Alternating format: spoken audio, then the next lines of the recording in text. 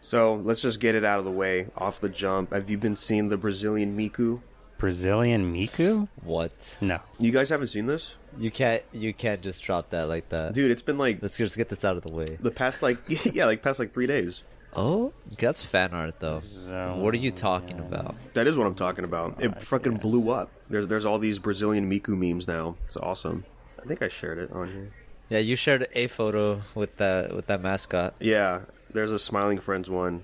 Dude, there's so much art of her already. What? Dropped on the 17th from the cat _ Mitsu. Just said, fuck it, Brazilian Miku. It's been blowing up, and then people started doing like other versions of Miku. Straight out of Michiko. Yeah, she's definitely got the Michiko vibe. Especially when I see her with the gun.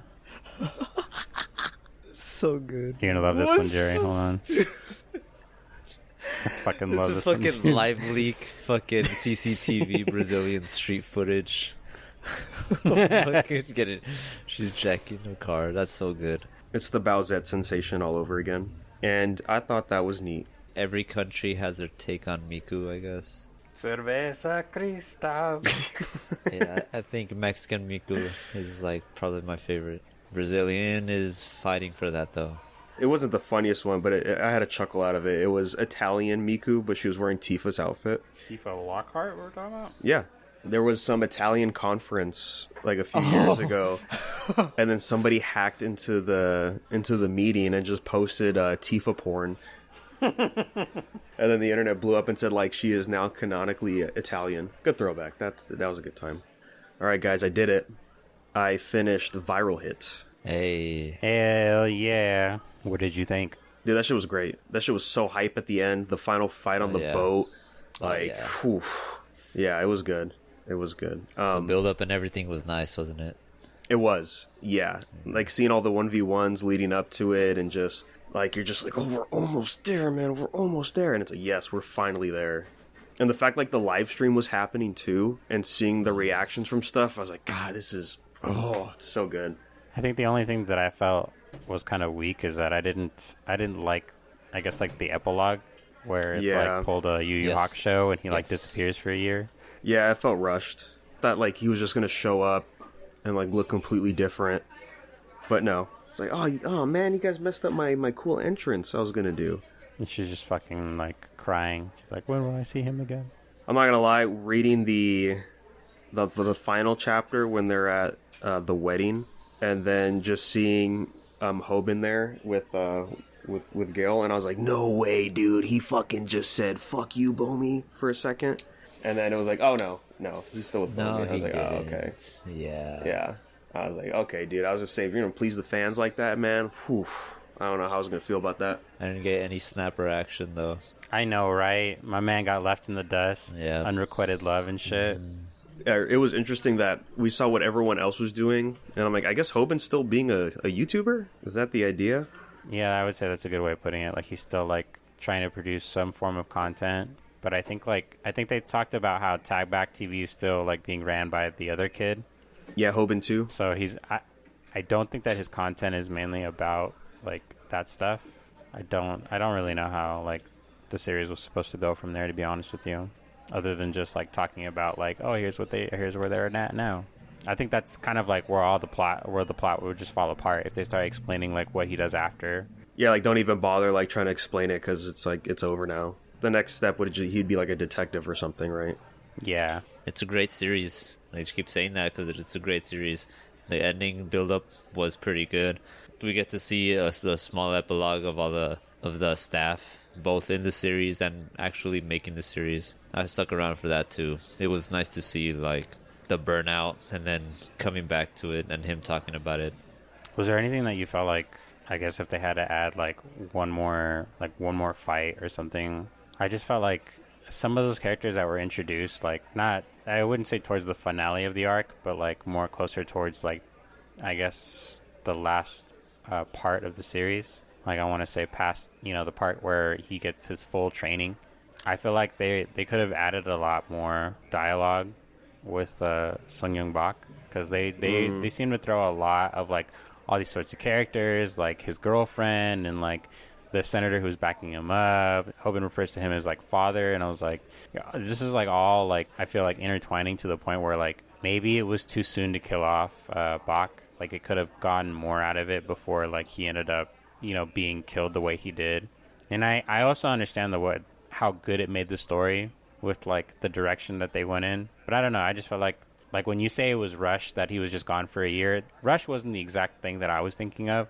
I was just thinking that he just, I don't know if it's the same thing, but just kind of just ran out of thought after that. Like I said, like if he had tried to go into too much detail, I feel like the plot would have unraveled more than what he was trying to do, Well, I wouldn't say the time skip that's not what I felt was rushed. I just felt like as soon as he came back and then like all these beats started hitting so fast into the final pages of the chapter, I was like, I kind of felt like I wanted it to be a little more slow and like actually like see the characters like just do a little more stuff instead of just kind of just getting all the way to the wedding and then it ends after that.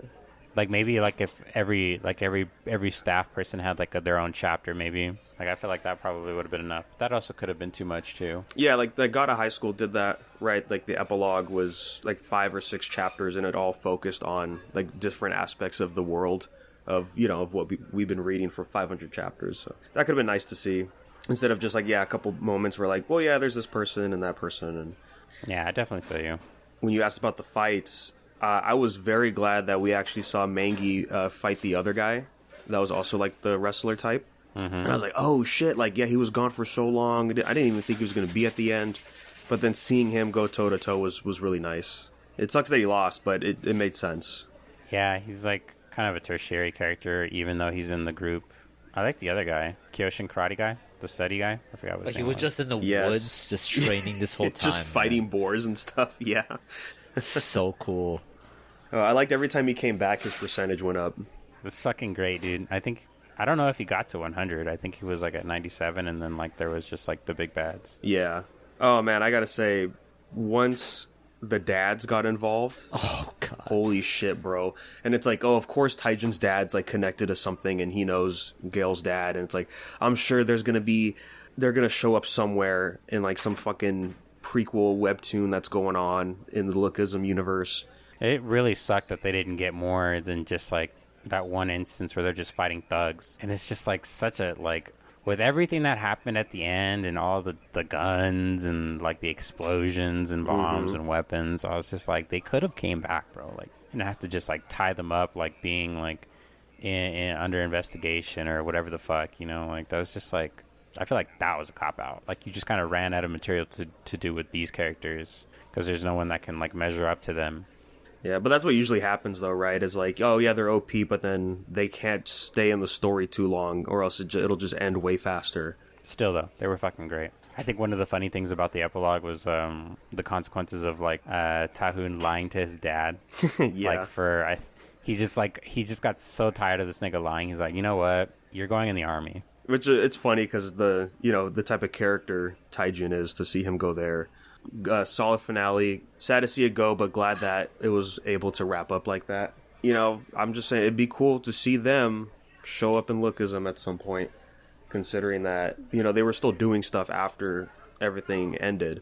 So they, something could happen. It's all in Korea still. Yeah, sequel could exist at some point. Yeah, that could be nice. And oh man, speaking of Lookism, dude, I immediately jumped into it, and fuck, dude. I fucking missed it so much, man. Yes, sir, dude. How far did you get? I'm still in Workers' first affiliate. I'm almost done with it, and number 1 just showed up. What chapter number is that? Do you know? 471. Is that where Daniel's breaking in? It's towards the end. Like everything's pretty much over, but now number 1 showed up. Is that the fucking the big dude? Yeah. Oh yeah, man. It's so good right there. Oh yeah, you got some crazy shit. Fuck, you're getting me antsy in my pantsies right now. I don't know how much further you've gotten, but you said they're still fighting him, right? Yeah, let's see. It's a pretty good twist. So I have 7 more chapters for the end of this arc. He can't feel pain, just like the other guy. Where are you at, Oscar? Are you caught up? Yeah, I haven't picked up after Viral hit. I think the last chapter I read was he infiltrated the first affiliate if I remember correctly, he infiltrates it with his real body, right? Because his other body's captive, and he's trying to find, like, he's trying to get to that guy. I think that the twist was that the guy he's trying to get to is also the guy they're looking for the first affiliate, the doctor. Mm-hmm. Yeah, no, I've been like, I don't want to put it down because it's just been. I realized the secret to Lookism of why it's so fun to read. It's because all these arcs are just build up to the tournament arc at the end. You gotta get all the main players. Like, I'm not gonna say who fights who, Oscar, but like as we're leading up to like the big swell of this arc, it literally just goes like, oh, everybody has their own mission of invading First Affiliate, and then it just shows like who they're gonna fight, and it's like, oh, this is the tournament roster, dude. Let's fucking go. Hell yeah, dude. You're starting to see a lot of major players right now. They're starting to get formed. They're gonna be there for a while. Do we see anything from Goose Secret Friends? Like, are we seeing like every faction come out? No, they're taking a break. Yeah, not in this arc. Yeah, they never like to show what the bad guys are doing. Yeah, we'll get there. No, it's fine. We'll get there. All right. Wait till you get to Chong Lang. Oh my god, man. Oh, dude. Isn't that the security dude? That's to do with the glasses. That's Vin. That's Vin's hometown. Yeah, so that's going to be his arc. And let me tell you, the stuff that we got in First Affiliate, I was like, whew, dude. Yeah. It's insane, dude. It gets there. It gets that way. Yeah, I do miss how visceral the art style is when like everyone's just throwing hands at each other. It's just such a different feeling from Viral Hit. It's great. And like all the expressions on their faces, I was like, yep, forgot about this. There was a flashback with Samuel when he snapped and like defeated everybody in the Jake Kim flashback arc. And he just has that big old smirk on his face. I was like, oh yeah, there it is. Yeah. God, nope, it's good. Yeah, we're back. We're so back. I don't know about you, Gerry, but when I saw the match happen, where I was like, oh shit, we're actually going to get this fight, that was crazy. Yeah, that drug is insane, man. Mm-hmm. Like, he's been training, right? They've been fucking training. All of them have been training for this moment, or before this moment. So it's like, oh man. This is really just showing off what they've learned. And you already know some of this, Oscar, but I'm like, they're doing Dragon Ball bullshit where everyone gets their own like Super Saiyan forms and shit. It's in their eye, bro. Yeah, it's their eyes, dude. I want to see fucking ego death Zach. I'm a loser, baby. So why don't you kill me? Dude, Zach was so good in this. Honestly, he's the one that improved the most, I think. Yeah, his glow up crazy. Yeah, that's because he's like from zero. Like, what else could he do?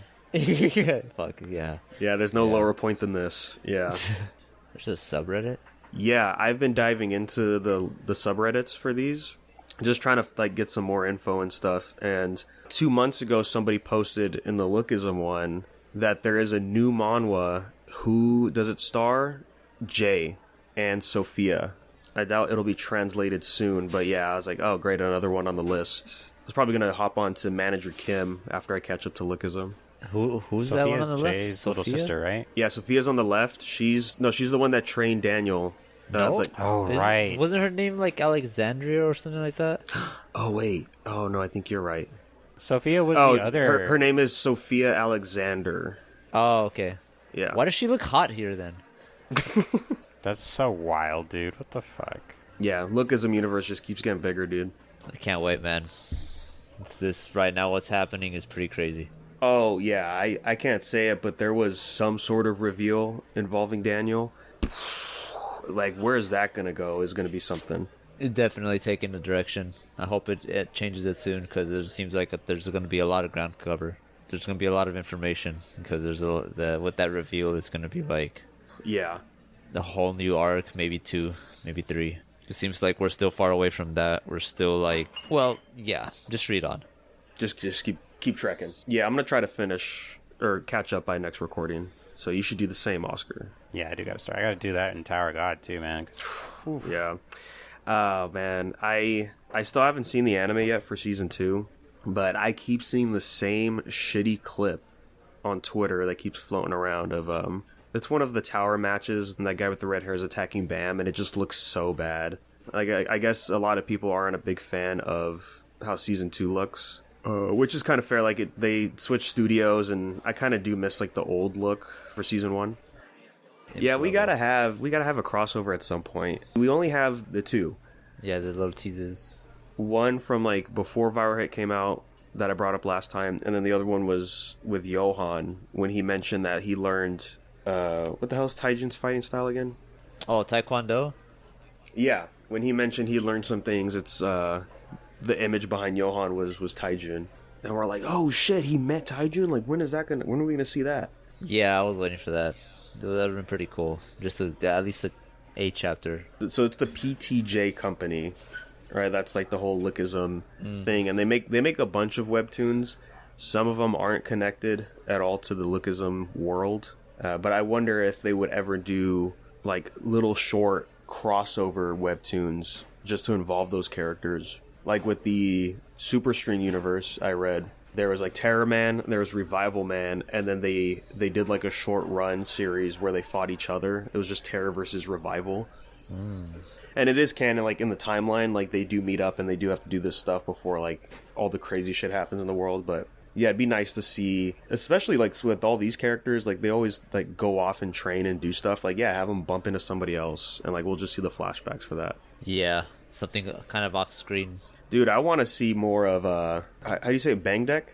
His teacher? Vasco's teacher? Vasco's teacher. Yeah. Yeah, fuck yeah. I'm like, dude, this has to be like a pre-gen or first-gen guy. And he, like, imagine him showing up and he has like connections to somebody or he fought somebody in the past. Like, oh. There's potential for everything. Like, I didn't think, did you meet that guy with the hand blades? No, not yet.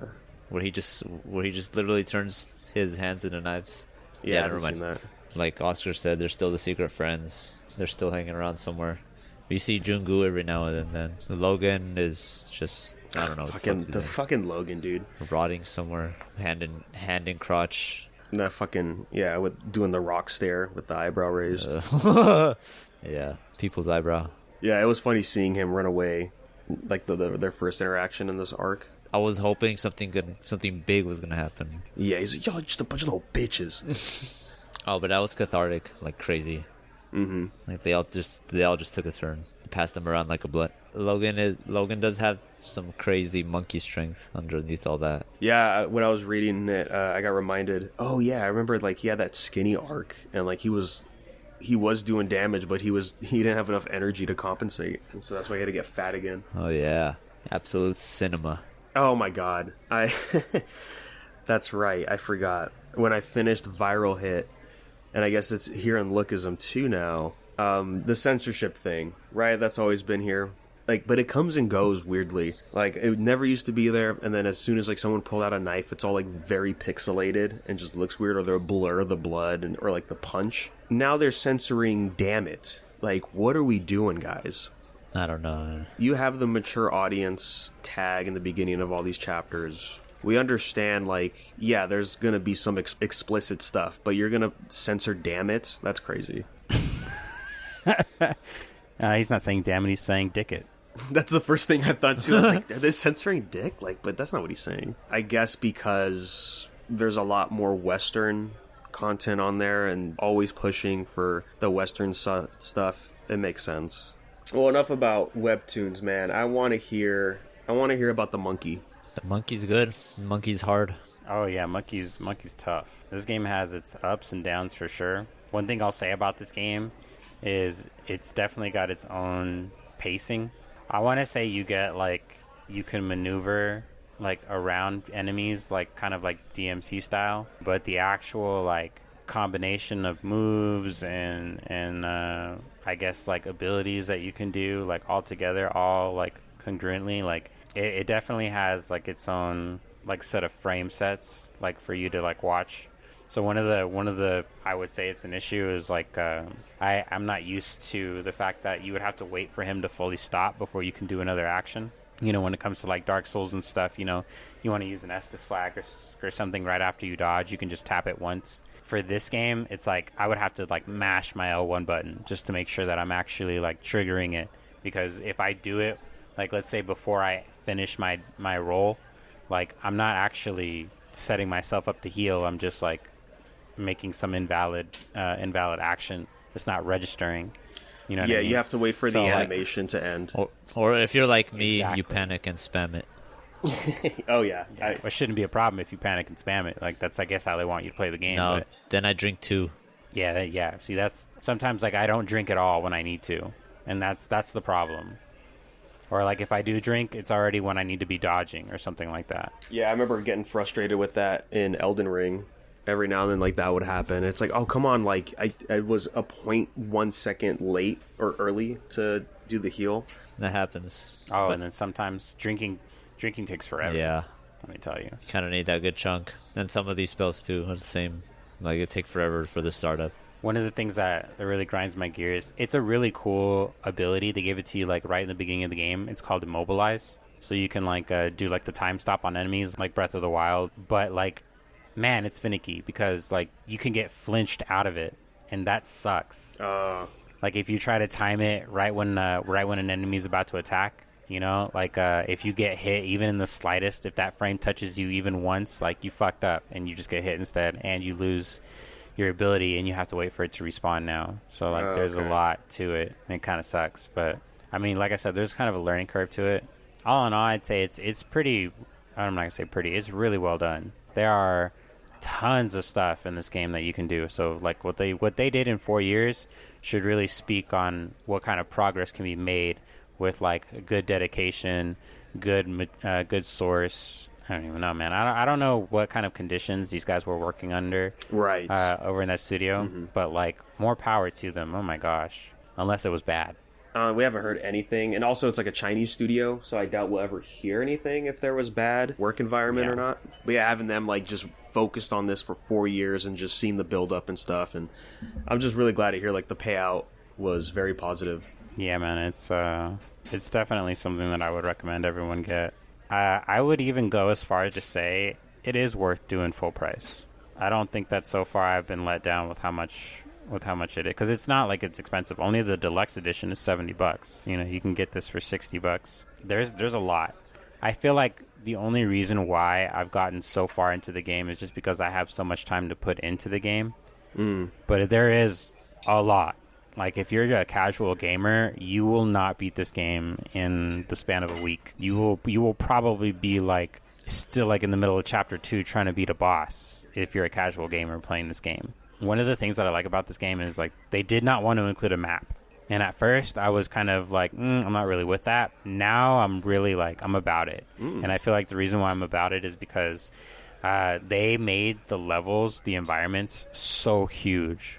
There is so much to do and look for, you know, like whether it's going to be a boss or a side quest or a character, an item. Items aren't just respective to like chests. Like you're going to have to beat certain enemies or even like go through like certain areas to do certain things. I don't even know if I've missed anything. That's how big and expansive the game is. And I feel like it's good that an aura of mystery to like what you have and haven't found, other than like what, you know, like the YouTubers have already posted, besides like here's you know the best weapon that you can get early in the game, here's some tips, blah blah blah. But I haven't bothered to look into those. You know, I'm just trying to go through it all blind, just get the best version of what I feel like my understanding of what this game is, what the story means, all that good stuff before I look into all that other stuff. Yeah, I can generally say it's a good time. For me, I like learning a new game. Like the difficulty of playing this sort of play style, like the pacing for this type of game. Like it's definitely different, but I like it. Yeah, I hear like there's like side quests that you do, and that unlocks a whole different area to explore and like get some stuff there, and like Elden Ring expansion kind of stuff where it's like, oh yeah, I'll just go here, and it's like, oh wait, this opens up all of this. Holy shit! Yeah, just no map. I think that's the downside. Yeah, I think Elden Ring really spoiled me personally with the map. Is there like quick travel or fast travel? Yeah, shrine travel. I spent a lot of time like having to go back, like walking back to shrines.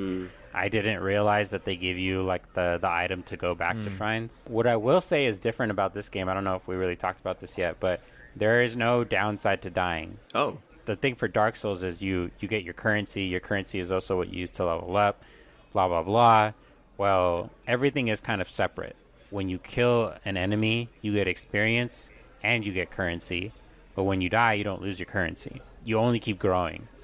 That's good. Yeah, I heard like it's less Souls-like and more of like modern God of War and like Sekiro. The only things I've looked at for this game were like the initial teaser trailers of like the boss fights and just like how the game looks, and then since then I haven't really seen anything besides just like stuff now, like since it's out. I would say keep a good eye on it to not get spoiled in case it's something you want to check out.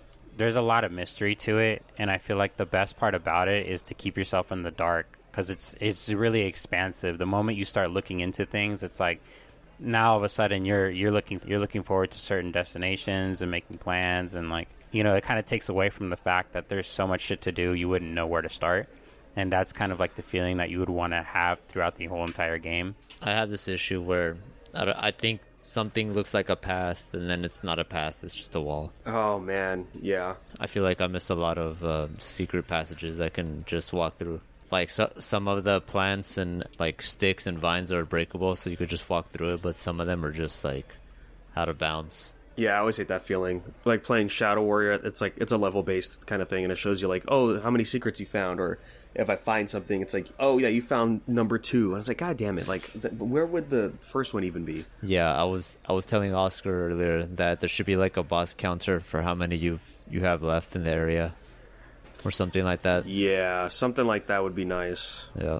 The only thing that I was able to find like that was like the meditation spots. Oh, yeah. Like you can see how many meditation spots are in a level. Shoot, though, I know that they have like a bestiary. I don't really feel like that gives away like where they're at. No, though, it just you know? shows like a poem, I think, or how they're made or created. I don't know. I didn't dive too deep in because a lot of it is poetry. I kind of don't want to think like that. Like I have to pause the game and read that, and then go back into the game feeling enlightened, but I have to go die a bunch of times. Like maybe one day I'll just sit down and just read it. Are you guys doing dub or subs? Oh, I'm doing sub. I'm doing dub. The English is good. I like the English. You don't get that thrill though. Like you're not in there. I wouldn't say that, because in chapter 2, the guy who helps you, he does a lot of singing. Oh yeah. It really broke me out of my immersion, so I guess it's a bad thing, but it was kind of funny, so I liked it anyway.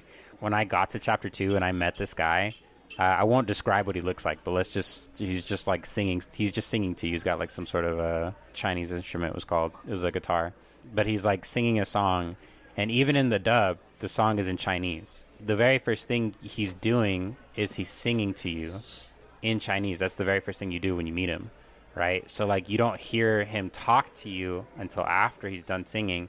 And when I got to that point, his actual English accent is like some Irish accent.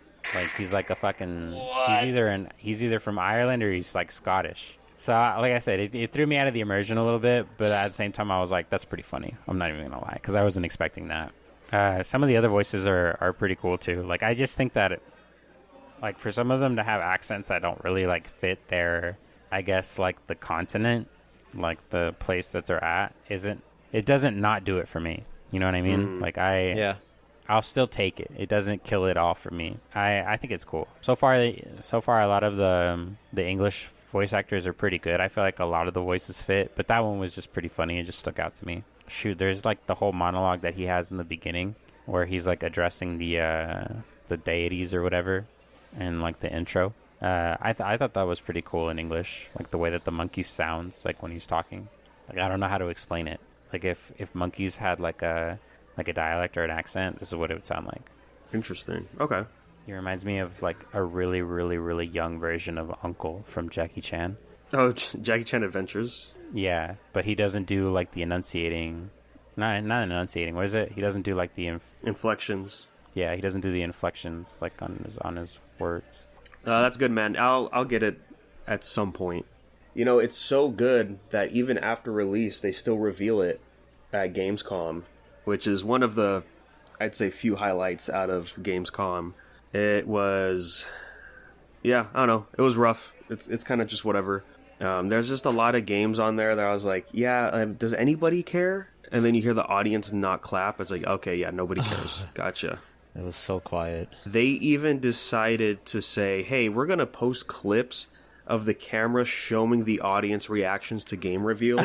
And then like one guy just looked at the camera and just Just sighed heavy. Deadpan. No, he just sighed heavy and went back to look at the screen. Crazy, man. Just scrolling through and just seeing like, oh, here's the reveal for Borderlands 4. And then you just hear the small claps and the guy's just, yeah, whatever. And just like leans back further into his seat. It would be funny if you just heard the awkward cough, like. Yeah. But yeah, I mean, there was some stuff they showed off that was cool. We just got another look at that Enotria, the last song. It's like that Spaniard Souls Light kind of game. You know what's funny? I had thought this came out already. I believe there was like playable betas and stuff for a good while on Steam. I think we got a demo too. I remember seeing it on PlayStation. Yeah, I mean, that game looks okay. It's pretty flashy, which is nice, you know, for the aesthetic that it has. They showed off a little bit of Karen, however you pronounce it, the mountain climbing game. We just got like a super small snippet of it, but what we did see was the HUD. There's like health items and like some other stuff. You have a little robot buddy, and with mountain climbing, you know, you have to set your, I guess they're called stakes, maybe. I forget. You know, you plant the thing so that way if you fall, and it looks like you have like a limited number of them too. So you have to really plan out your. This is a Strand type game, dude. Yeah, bro. I'm kind of hyped for that. Yeah, it looks good, man. Oh, it actually looks really Damn, good. imagine the mountain that you would climb, dude. That thing's gonna be. You know what made it for me? The fucking planning out of the fucking trail you're trying to go to. Yes. That shit is definitely Strand type gaming. Yeah, Kojima must be looking at this like, oh, so this now. Yeah. Come to my studio. Take a photo. Sign the wall, please. Take a picture with me. So we got the Terry trailer for Street Fighter 6. That was like the start of, or that was the end of the pre-show, start of the main event. Sure, he has like his fire punch face that looks a little weird, but goddamn, does he look great. I think it's really cool. I saw a snippet like when you're doing the character select, he's playing the SNK arcade cabinet. Yes. Yeah. So fucking cool, dude. Yeah, they put a lot of love into this. When he does his level 3, the pose he does in the beginning of it is a reference to one of the King of Fighter like animated movies. And it's like, oh, that's awesome because they did the same thing with Cammy. Yeah, it's great. And then like even like the special animations of his victory pose, like his default costume, right? He'll throw his hat in the air, and then his alt costume with the jacket, the brown leather jacket, he'll throw that up in the air instead. That's cool. Dude, he is sick. Oh my, this legit makes me want to play Street Fighter 6. And also like that his level 3 or his critical art, there's an HP difference. So if you're low on HP, the attack is a little different. He'll do geyser instead of the upper. Yeah. So cool, man. Max geyser. Yeah. That's fucking lit, dude. Or I saw a tweet yesterday saying like the era of Terry is now, and it's just all the iterations of Terry in the past like few years. And then somebody said, people think this is too much. I'm here to say, not enough. Not enough. When is he showing up in Tekken is the question. Honestly, yeah. I would love Terry in Tekken. I'm not gonna lie, bros. If we got Geese last time, I would love if Tekken is just different, and instead of bringing in pro tags, they bring in antags. Mm-hmm. Or like vigilantes. Like if I wanted somebody from King of Fighters, I would want either Iori, one of the pro tags, like Kyo, the guy who has like the fire stuff. The fire moves. Yeah. But Iori was the dude who had the pink or purple flames, and who's like he was like one of the bad guys, and then like Geese too, not Geese, Rugal. Oh, he's got the red hair, right? Rugal is Iori. Yeah, Iori's got the red hair. Yeah, that's right. I remember this guy. Fucking Terry just jumped into his jacket. Yes. Crazy.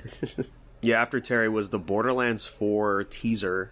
This is where I was like, oh, this is not for the right audience, because there was not a huge applause. It's because people don't understand what they're looking at. Yeah, that too. Like, it's just like big CG cinematic sci-fi thing. More promises of nothing. This is the moon. This is not Pandora. This is technically Borderlands the pre-sequel. Looks like Coruscant.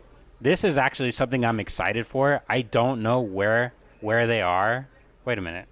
Is that Helios? That's not Helios. That big purple scar makes me think it probably is Pandora. Because I remember in the the Telltale series, they go to Pandora and they make that purple scar on Pandora. Maybe I got my hopes up for nothing. Okay, what I was hoping for was that instead of going back to Pandora, which is the first 3 Borderlands, we get to go to Helios, which is the pre-sequel, was probably the second best game that they made besides Borderlands 2. Borderlands 3 is a good game. Like, I just don't think that the story is good. I think that what they did, like, maybe I guess like a lot of like mechanics wise and character wise, like those are okay. They didn't want to add a DLC character. I said fine, fuck it, whatever. We are where we are. And Borderlands 3, like the story was just so not good compared to Borderlands 2. Like we take Jack, handsome Jack, literally the worst person. Like he is like the culmination of all of the worst people in history, and you can like put him together and that would be Jack. Like anything that you can think of, he could do, and he can like have an actual laugh about it. Like he'll feed your fucking grandma to some dogs. It's funny to him. So like I just think like with somebody like that, you couldn't have made Borderlands 3 without making somebody who is going to be on par with that. And the twins just weren't up to snuff. The reason why I'm talking so much about this is because when it comes to the pre-sequel, they were focusing on how Handsome Jack came into power, like how he got to be the president of, I think it was, I forgot what that company's called. It starts with an H. President of this company, but before that he was like John something. He wasn't even Jack. Like, so there's like a whole bunch of bullshit that you had to do and go through just to make sure that you can help him rise to power. The thing I liked the most about Borderlands the pre-sequel is all of those characters that you can choose and play as, they come back in Borderlands 2 and you kill them. They're all bosses. You go to each one of them and you end up killing them before you end up going back to Jack. So like the whole plot is so fucking good, and then they made 3 and then it's like it's not the same thing. So hopefully if they do bring back Helios, which is something that I was hoping for, it's because it's going to have something to do with like the remnants of Jack and like whatever was going on with the corporate wars and like all this other stuff. And some of the best powers and abilities were like when you were on the moon. And I just think that it was pretty cool. Like it was a good way for them to like challenge themselves with like take what we would normally do for the series like we were doing as a whole and like just add whatever kind of wonky shit that we wanted to it, and it would work. Okay. Yeah, so we'll probably see more at Game Awards, I'm gonna guess, because we have a 2025 release date. The next thing that got revealed, I told Akil this. He's like, "What the fuck? That doesn't make sense." For Persona 3 Reload DLC, who's showing up? Joker, and he's going to be a boss fight, it looks like. No, that does make sense, because what they did for Persona 5 was they added Persona 3 and Persona 4 as a boss fight. Oh, okay. I don't think that they were DLC though. I think that they were just in the game. I know that they made updates and they added stuff. Yeah, here it is, challenge battle. I don't know why, and this isn't the first time I've seen AAA studios remove features that were in the base game and then just decided to release them as expansions. Oh, yeah, yep. This reminds me of the same thing as Like a Dragon Part 8. I'm sorry, Like a Dragon 2, and then just them getting rid of the New Game Plus feature. Right. This is the same thing to me. As I say, what I understand is Persona 3, that had DLC originally, right? Correct, yeah. So Persona, and that also got released already. So Persona 3 was first, and then they came out with the extended edition. The extended edition was called Persona 3 FES. What ended up happening is it's basically like the epilogue to the game, because if you play the base game, not really going to try to spoil it for you, but you probably wouldn't like the ending, just so you know. So they added the DLC. Again, back in the day, it was just another game on its own. So there was already a contingency where, you know, PS2 didn't have DLC, so you just had to buy the other game again. I feel like they didn't really like learn from that, because now they're just like, oh, we can just do it again, and people will buy it anyway. The DLC costs just as much as the actual game. It's probably like $10 less. And I just thought to myself, that's fucking wild that you would do that. You basically just released a separate game. It's not even going to be as long. It's not going to be as fulfilling. It doesn't have all of the things that you're going to do like you would do for the base game of Persona. It doesn't. It has social link features, but it's not like they give you the span of a year like you do with the base game. So much that they're cutting out just for you to get, this continuation of the game and like all the stuff that I just don't feel like it's worth it, honestly. It's such a scummy thing to do. Well, like the fact that like you're re-releasing this game, like this is like a remaster, and then you're still selling the DLC as DLC instead of having it all together. Pretty crazy. Exactly, dude. That's so fucking wild to me. Like and I feel like they're doing it because they're. I don't know if this really justifies it, but I want to think that they're doing this because they're gonna add another continuation to this. Like, it's not just gonna be what we got originally and that was it. Like, hopefully now that they have the manpower, time, and material or source to just fucking be able to produce more than what we already had originally, like, make it worth something. I know that they added a little bit into the DLC, probably story-wise, mechanic-wise, but I just don't feel like it's worth the price, honestly. Crazy, man. Crazy. Yeah, after that was the Black Myth Wukong launch trailer. After that was this game called Linked. It was it's like a side-scrolling, like, beat-em-up game, I think. Banner of the Spark. No, well, not side-scrolling, but top-down. Top-down, that's the word. Yeah. I don't know, it kind of looks fun. They did describe it as like a character action kind of game. You're one of the last humans, and like you're just fighting like the robots and stuff. Definitely brings like that like PS2 mascot-ish era of like with the colors and the designs and stuff. Oh yeah. Yeah, and it's like I do kind of miss that kind of style. Your fucking base build, dude. I'm so in. You could call. And apparently I think this was a roguelike as well, or a roguelite. I don't know how the concept would go in there if you're building stuff too, but yeah, not bad. Kind of reminds me of Hades a little. There's fishing. Yeah, there was some streamer was helping Jeff Keighley announce stuff, and she was just doing those jokes. She's like, you know what they say, if a game has fishing in it, it's automatically better. Boo. Yeah. Get off the stage.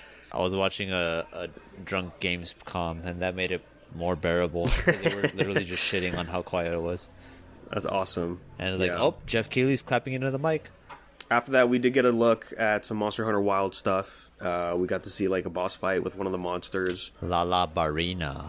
Oh yeah, the spider, right? Mm-hmm. Fighter with the rose. And I saw this thing, and I'm thinking to myself, wait, this is Monster Hunter? Fuck this. Yeah, dude. Yeah, fuck I didn't know they had fucking Bloodborne looking ass. Yeah, look at that. So crazy, dude.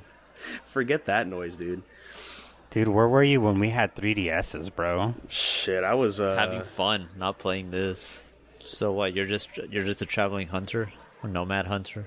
No, you're not a nomad hunter, but in this one you probably are a nomad hunter actually. But no, you're usually assigned to a village.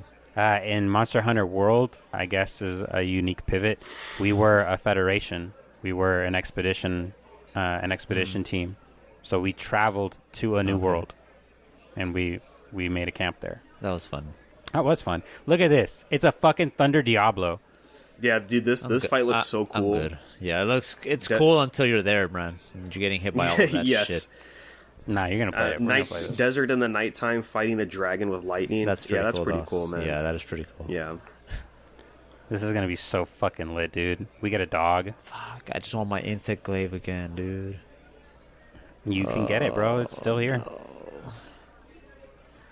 I'm gonna be so fucking frustrated because there's gonna be one component that I need to craft a weapon that I fucking want, and I'm never getting it because I gotta fight the strongest monster or the one with the most defense with all the fucking armor plating in the world all over it, and I need to break like the back or some stupid bullshit that I can never break because the amount of health. I promise you we'll do this. I do this for a living. I promise you we'll do this. I get so hyped up about these games. Like this game to me is like my destiny. Like I can play this fucking game and not get bored of it. I don't even remember why I stopped playing the world in the first place. I think it was because Iceborne came out, and at that point I realized that I was no longer like done with everything, and I was gonna start from the bottom again. And that's where I finally just like I can stop playing this for a while. Nice. Yeah, it looks good. Whenever that demo's there, I'll be there. What weapon do you think you'll try? The good one. You haven't. Buddy. All of the weapon trailers are out, and they're all like 2 minutes each. Okay.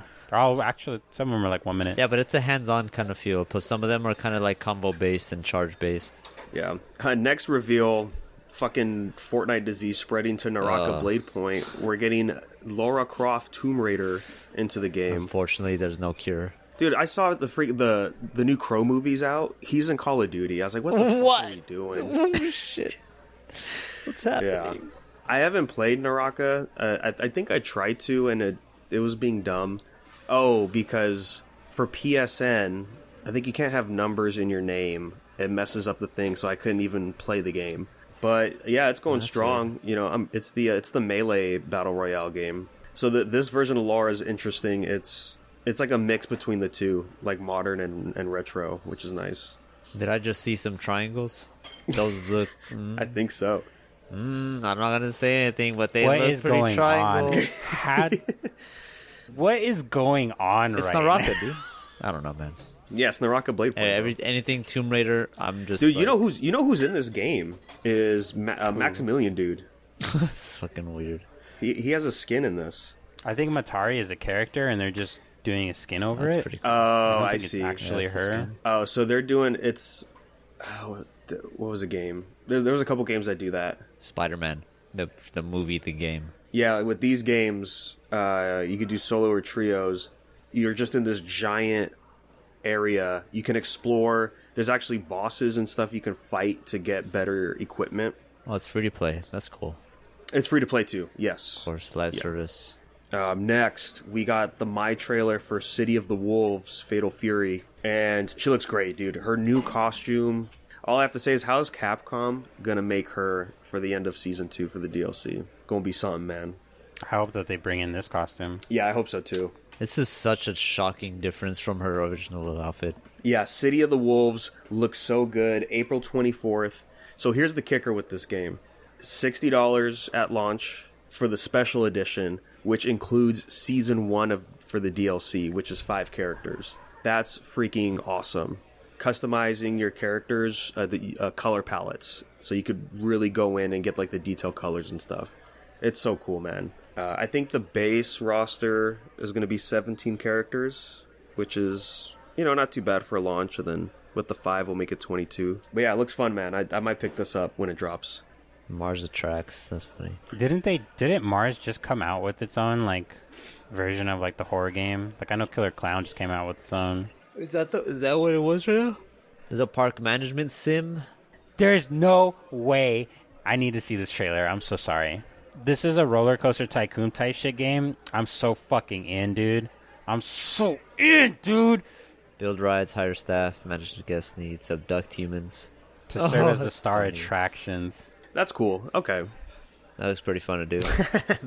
Okay, I'm in. Dude, I'm so in. Dude, when's the last time we saw one of these kind of games? City Skylines. Oh, yeah, they can't. Those come out annually, I think, right? I don't know, actually. I just hopped on that before number 2 came out. And I heard number 2 was whack. The biggest looming L on City Skylines, honestly, is you have to buy every single like DLC pack to get a new building. Always got some sort of wall behind it. Mm-hmm.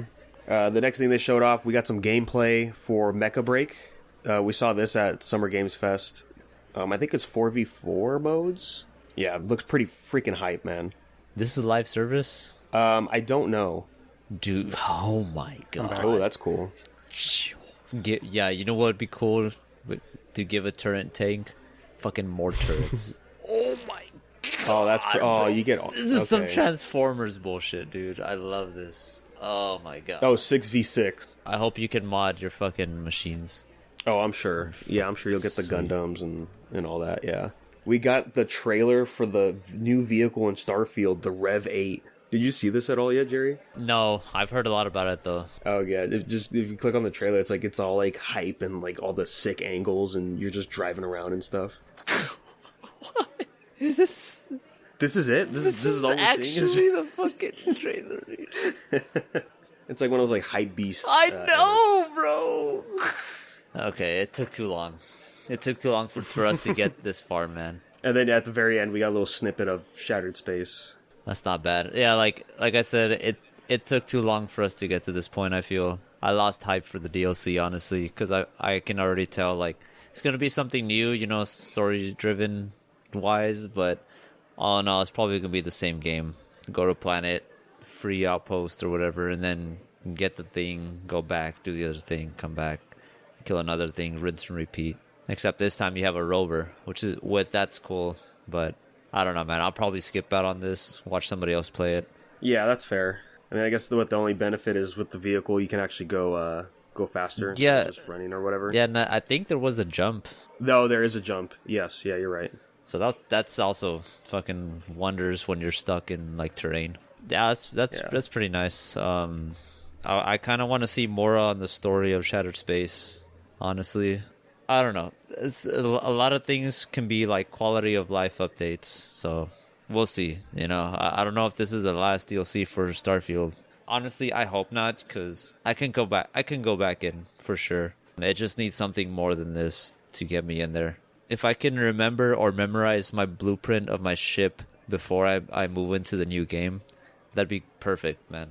Like I can scrounge for all the materials and all that shit by myself. That's fine. I don't have to come in with none of that. But just let me have like the memorization of my previous ship since I made it myself. Because fuck, trying to like get everything again all together, trying to remember what my ship was. I don't know. It's just like a lot of time investment into that sort of thing, and the base building as well, and then just like new game. It is. Yeah, that sucks. Yeah, it is what it is. That does come with like you can't take it all with you at the end of the game, which is like, and you do have a choice whether or not you want to stay in this world or move on to the next one. I guess like somewhere down the line you decide you want to stop going to another universe, because you have all the abilities already, so there is a point where you can stop. That was too far ahead for me. That's cool. Yeah, crazy trailer for a car. That was something. Fucking crazy fucking music choice too, dude. Yeah, Insane. yeah. After that, we got another look at Marvel Rivals. They revealed Cap and Winter Soldier. They were the main focus in the trailer. That's cool. Overwatch Cap. Let's go. Rivals looks cool from what I've seen. It's just Overwatch with Marvel characters, free to play, and all that. That's going to be releasing December 6th. I might be down to give it a try. I don't know if I want to sweat like that again. There are still players. I mean, there are actual concurrent players right now, so it's pretty big. Like you said, for Rivals. I don't know, man. It smells like Overwatch. It is Overwatch. There's no difference. I feel like there's no difference. Yeah, a lot of level designs are the same. Like, even waiting to start the match, the characters talk to each other and stuff. And after that, we got the trailer for Secret Level, this new Amazon show from the team that did Love, Death, and Robots. Did you see Kratos? Yeah, it's paying homage to games, where it's going to be an anthology series. Like the stories for the games, right? Yeah. They showed Armor Core. They showed, I think they showed Warhammer. We saw Mega Man. We saw Kratos. I forget. We saw like a bunch of other stuff. Nathan I Drake. think we saw Sifu in this. I think they're doing Detroit too, right? And Dragon's Dogma. I think so. Yeah, I haven't seen Love, Death, and the Robots, but I've seen clips of it and just seeing like how It's pretty good. crazy they get. Yeah, it's pretty good. I'm down for it. I guess there's like a character that is just traveling through these worlds or something and like seeing it through his eyes, I think. It's that weird alien looking dude. Oh yeah, Ghost of Tsushima, of course, yeah. Do you think they'll talk more about like what's happening? Like we'll see Atreus, like, and he'll be gone, or he'll be like the epilogue of all the games? No, I think because like look, we see Kratos in like fucking like New York or something. He's like in some alley in like modern day. So it's just like we're taking these characters and they're probably taking aspects of the games and trying to write like its own original story. That's pretty sick. Really cool. Some of the picks are pretty interesting. Like Sifu. I would not have expected something like that to pop up in here. It's gonna start December 10th, and I think they're doing the weekly route. Next, we saw this game called Towerborn. It looked kind of cool. It's pretty cool. You get like your little pet with you. I think if anything, it kind of reminds me of Myth Force, where we're gonna get like different classes. Oh, yeah, I could see that. Yeah, it looks fun. I like the 3D aspect of the environment. You could just move up or down. That's right. Yeah, that's cool. Yeah, it has more like freedom in that sense. After that, we got the teaser trailer for Little Nightmares 3. I gotta start playing those. Yes, I'm only hearing good things about these. And I guess I didn't know they were co-op either. But yeah, I like the style of it and stuff. And Necropolis. Necropolis. Oh, man. It's haunting us, dude. Game's broken, dude, unfortunately. man, where's 2 at, dude? Come on. Fuck, I know. No, that game is fucking hard. Yeah, I would play this with somebody. This is cool. This is pretty cool. And just be scared. Yeah, dude, these overworld giants, like these humans or adults or whatever, like they're fucking... They give me the creeps real bad. It's like a doll, right? I think it's the gigantism of everything, because there was a post. There was a post on Instagram I saw today where it said, "Imagine a giant banana orbiting the Earth, right?" And then it showed from our perspective the banana just going around and shit. And when it passes the sun, everything turns to night. But it's that kind of shit just fucking gave me the heebie-jeebies. So big, like big gigantism, some stuff like that, something like that. That freaks me out, especially underwater, man. Like if I'm underwater and I see a statue, but like I can't see the feet, oh, I'm over. I shit my pants. I'm out. That's like when they first saw the shadows before Skypiea. Oh my god, yeah. Fuck that. All right, we got a new trailer for Unknown 9 Awakening. This is one of the Xbox games coming out. The trailer was weird. It's like live action in the beginning, and I'm pretty sure this is the actress that played Yennefer. Yeah. It looks like a cool action game. A lot of bold moves, a lot of interesting concepts. Yeah, this is the game. People don't remember, where you can like take over people's bodies and like you have telekinesis and stuff. You gotta gun down World War I fighters. Oh, this game just got a little cooler. Yeah, all the set pieces look crazy. They're all just vastly different from each other. I wonder if she's gonna curse a storm like what was the other game? Journey, whatever it is. That Square Enix game that came out not that long ago that didn't do well. Like the girl from New York. Oh, Forspoken. Yeah, Forspoken, yeah. More like shut up, dude. That's fucked up. There's a setting in that game to where you can just turn off the interactions between you and the bracelet, and they still talk to each other in the game. Like, it's not as much, but they still talk to each other. Everyone's like, this is just awful. Oh, for the Forspoken? Yeah, I remember Yeah. that. Part of it was awful. Yeah. Was it the part where she talks, or where they talk to each other? Where they just Yes. the banter, bro. That's not Yeah. it. Her dialogue was awful as well. Like, she was a shitty character too. Yeah. So it's like, I don't understand. I don't want to talk to you. Yeah. Okay, let's not talk about that shit. Let's talk about a cool looking game. The first Berserker Kazan. Kazan. Yeah, this is from the DNF universe. I think this is like the Brawler or something, whatever the cast type is in that game. Yeah, this game looks sick. Good character action, Souls-ish kind of fights. Anime fighter. No, just like, it's a third-person action game. Okay. Well, what is a little jarring is the characters, they're like a little brighter than the environment. Yeah, they look pretty. It's giving me that Code Vein vibe. Yeah, the style looks cool. I like the designs from some of the monsters. Big sword combos is what I live for. He said, where you going, boy? Yeah, this shit looks sick, man. Yeah, it's not bad. It looks very honestly kind of looks something about Soulsborns are coming back with stuff. Like Souls Lights, Yeah. Soulsborns, fucking, yeah. Fucking Wukong has it going right now. This looks like it's gonna be one. I think the biggest difference is the speed. A much faster kind of gameplay. Yeah, that's not bad. The stagger's definitely there too. It's got that DMC combo string kind of thing going on. Wow, those bosses aren't nothing to laugh at either. Jesus fuck. Oh my god. Yeah, I mean, I'm ready for a whole new set of movements, dude. It's insane. I wonder if you're like, I saw there was a parry mechanic, but I wonder if there's like a perfect dodge or something. It looks like it, at least. It looks like it should be. We got to look at the new Indiana Jones game. Yeah, Indy and the Great Circle dropping December 9th. I didn't know this until this trailer, but it's Troy Baker is going to be Indy. Looks all right. It's going to be a first-person game. Man, mocap is such a crazy art if you think about it. Like, you're doing yeah. things that aren't there right at the moment. Yeah, you're just in a room, Yeah. and people are just staring at you, and you're in some tights. I mean, it doesn't look bad. I don't know much about Indiana Jones games other than the fact it's like a first-person, probably Uncharted, maybe? I don't know. It looks fun. It looks like something, single-player action gamers would like to play. Yeah, I mean, hey, there's no Uncharted game out soon, no Tomb Raider game out soon, so might as well cash in with Indy now. And it looks like there's combat, like fistfight combat, too, which is also kind of new. Is this the VR one? I don't think it's VR. I mean, I guess you could make it VR compatible. Right, yeah. No, but it doesn't look like it.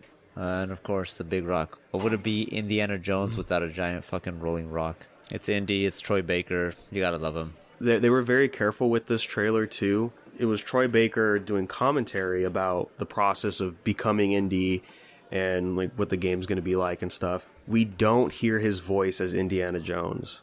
Is he going to do his own take? It's like Chris Pratt, Super Mario all over again. Yeah, or is he going to try to do the impression of Harrison Ford? But yeah, very interesting they decided to hold out on his voice. I don't remember if the last trailers he was talking. And then we ended Gamescom with the cinematic teaser for the new Mafia game, Mafia: The Old Country. And this is a prequel. It's set in the 1900s. In Sicily. I'm kind of hyped for it. I'm not gonna lie. A prequel like this honestly hypes me up a little. I don't know what it is. Returning to a place that's only been referenced in the whole like series, to a place pretty much where it all started, because 1900s, it's like way before the whole Mafia trilogy time. Probably gonna see the roots of where the family's separated, and then seeing like the gameplay and like that kind of setting too. Mm-hmm. That's cool. I know Grant started he started replaying the remasters. I do want to hop on at one point. Like I only hear good things about these games. Honor and family and loyalty. You could write an essay describing or comparing the story traits between Mafia and Red Dead.